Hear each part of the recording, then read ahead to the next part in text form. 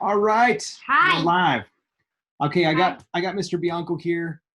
Bianco came in tonight to help me with a very important question that we're getting today from Mr. Sheldon. Sheldon, thank you so much for submitting your question. Sheldon's question is, it's more of a statement. He's getting rejected on offers when he's doing wholesaling. So he's going out, he's struggling a little bit with leads too. We'll talk about that in a little bit, but he's going out and getting rejected when he's trying to wholesale deals. Okay. Now, let me start off with this, Sheldon. I'm not sure what market you're in or what your exit plan is, but I'll tell you this. The majority of people, when they get into this real estate business, they learn the really old way of doing business. They learn the really old way of making a cash offer. And that way, it can work sometimes. But the thing is to get a cash offer to work, it usually has to be pretty low, and the seller has to be willing to accept a really lowball offer. And think about yourself. If you were selling the property, would you want to accept the lowball cash offer?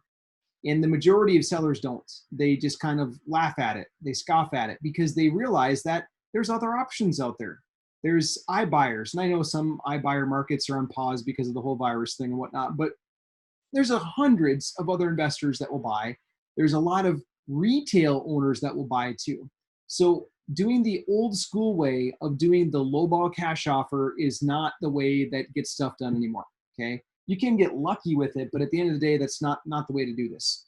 So let me show you the new school way of doing this. Okay. Think about this. When I make my offers, what I do is I'm very open book, transparent. Literally ask them the question as I'm going through a spreadsheet, line by line by line, showing them, if you sell to me, this is what your net looks like. We start off with what their property is worth. We go through the comps together. We deduct a bunch of expenses that I would have if I'm going to buy this, fix it, and sell it. And I show them open book, line item. How much would renovations cost? How much would my closing? Everything is open book with them. And then we get to a line that says, what is my reasonable profit? So Sheldon, I literally ask the seller, what do you think a reasonable profit is for me to make? And then once they tell me that, then I write that in there. Okay. It's on an Excel spreadsheet on my tablet. So I'll type it in there.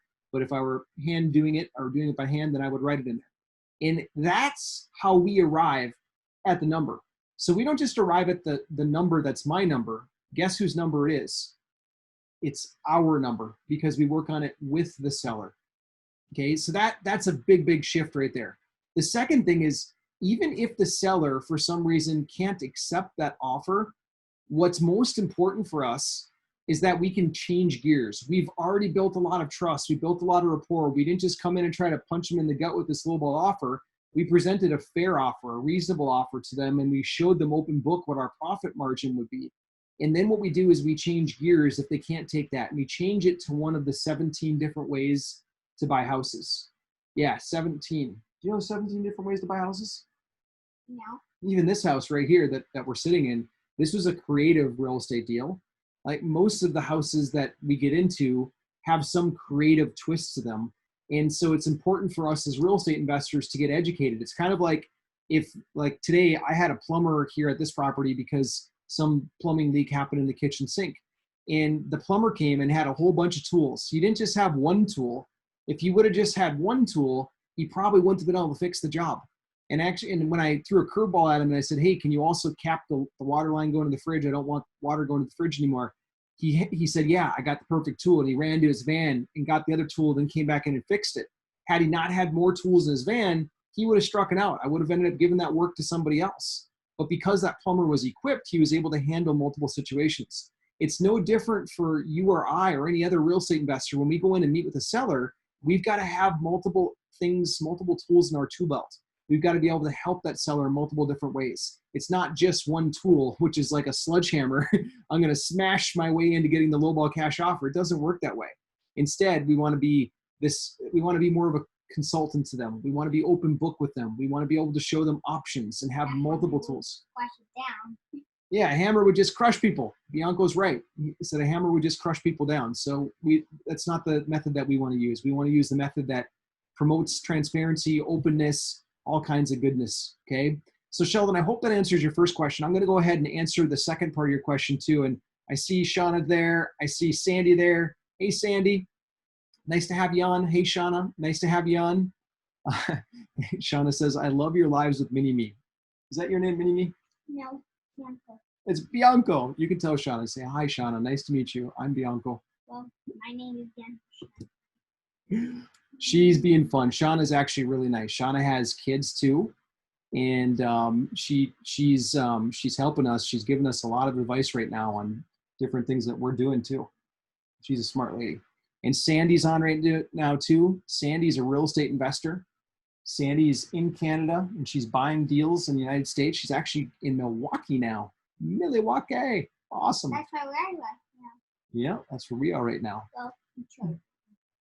So the most important thing for us on this, and this goes out to Sheldon and anyone else who's listening afterwards and right now, that you want to make sure in order to prevent getting rejected, you want to be equipped with multiple tools in your tool belt, okay? Be equipped to really help a seller.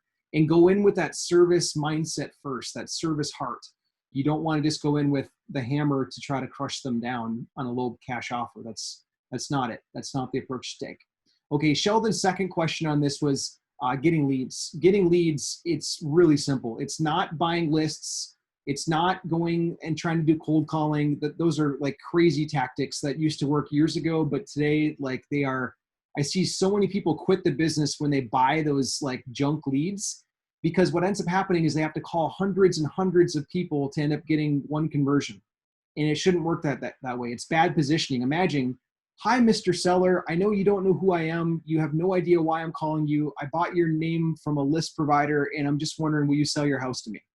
The positioning is all wrong. That's why people have to make hundreds and hundreds of calls to get one deal doing the cold call route. It's humiliating. It's like depressing hearing rejection after rejection. Instead, what you need is you need sellers that come to you. And what we do to do that is we generate them through social media. Now, is social media perfect? No, there's nothing that's perfect out there, nothing at all. But I'll tell you what, 62% of Americans are on this platform alone, the one that we're talking on right here, right now, the biggest social media platform that's out there. And they're on there for 35 minutes or more per day. Think about that stat right there. Now, can Fox, ABC, NBC, or any of the other big networks out there, can they say that they've got users every single day, more than 62% of America on their platform consuming content or data? No, I've searched that stat. The closest one to it was CBS, and one of their statistics, they had a weekly number that was over an hour per week. But if you break it up per day, it's not even close. And they didn't have anywhere close to 62% of Americans on the platform. So the social media thing, it's early. It's still in its infancy. I know it's been around for 10 plus years, but it's still in its infancy relative to those other media outlets. And it's gained so much traction in the last decade, and it's only growing more every single day. It's outpacing any of those other networks that are out there. So it's by far the best way to get in front of people. And then what happens is that you get people that come to you. They get come to you looking for your help. Now, again, not every single lead is perfect. So they're still going to get some people that they're curious. They're the window shoppers kind of people that say, hey, what's my house worth kind of question. They're looking for a quick quote on it. But that's not all of them. The ones that you can actually help are the ones that we're going to actually step in and serve. Well, Bianco, I think that we answered Sheldon's question tonight, and I just wanted to make sure that we knocked it out a whole, and Shauna said, I do, a whole bunch. She has a whole bunch of kids. Two now.